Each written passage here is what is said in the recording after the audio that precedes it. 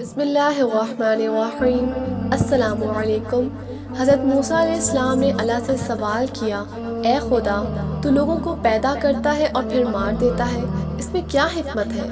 حضرت حق تعالی نے فرمایا، چونکہ تیرا سوال انکار اور غفلت پر مبنی نہیں ہے، اسی لیے میں درگزر کرتا ہوں، ورنہ سزا دیتا۔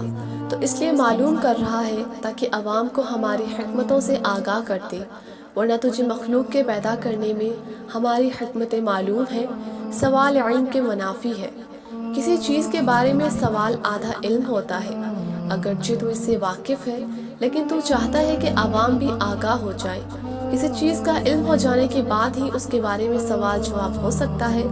علم ہی گمراہی اور ہدایت کا سبب بنتا ہے۔ جیسا کہ نمی اور تری ہی پھل میں شیرینی کے علاوہ تلخی بھی پیدا کرتی ہے، ملاقات اور تعارف سے دوستی اور دشمنی پیدا ہوتی ہے، اور غذا ہی سے بیماری اور صحت دونوں پیدا ہوتی ہیں۔ حضرت موسیٰ علیہ السلام تو ناواقفوں کو حکمتوں سے واقف کرنا چاہتے ہیں، اسی لیے تجاہل عارفانہ برت رہا ہے۔ ہم بھی اس کے علم سے انجان بن کر اس کو جواب دیتے ہیں۔ پھر میرے رب کریم نے جواب میں حضرت موسیٰ علیہ السلام کو حکم دیا کہ کھیتی بو دو۔ جب کھیتی تیار ہو گئی تو انہیں اس سے کاٹنے کا حکم دیا، اور کٹنے کے بعد حضرت موسیٰ علیہ السلام سے پوچھا، تو نے خود کھیتی بوئی پھر اسے کیوں کاٹ ڈالا؟ حضرت موسیٰ علیہ السلام نے عرض کیا کہ کھیتی کے پکنے پر اس میں دانہ اور بھوسا تھا، دونوں کو ملا جلا دینا مناسب نہ تھا۔ حکمت کا تقاضا یہی تھا کہ دونوں کو الگ الگ کر دیا جائے۔ حضرت حق تعالی نے پوچھا، یہ عقل تم نے کہاں سے حاصل کی؟ حضرت موسیٰ علیہ السلام نے کہا کہ دانش اور عقل آپ کی عطا کرتا ہے۔ میرے رب کائنات نے فرمایا کہ پھر یہ دانش مجھ سے کیوں نہ ہوگی؟ دیکھو، انسانوں روحیں دو قسم کی ہیں، ایک پاک اور ایک ناپاک۔ سب انسانی جسم ایک رتبے کے نہیں ہوتے۔